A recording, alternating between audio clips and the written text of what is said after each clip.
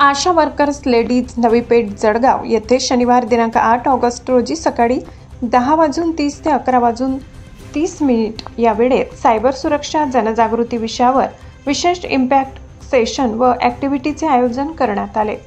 या सत्रात प्रियदर्शनी भांडारकर आणि खुशबू लांबोडे यांनी उपस्थितांना सायबर सुरक्षेबाबत मार्गदर्शन केले।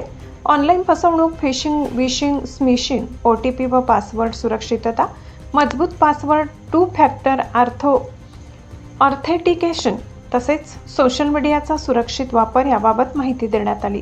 तसेच बनावट लिंक आणि QR कोड स्कॅमपासून सावध राहणे, सायबर बुलिंग, डिजिटल गोपनीयता, अज्ञात व्यक्तींशी ऑनलाईन संपर्क टाळणे आणि मोबाईल ॲप्स डाउनलोड करताना घ्यावयाची काळजी याबाबतही मार्गदर्शन करण्यात आले।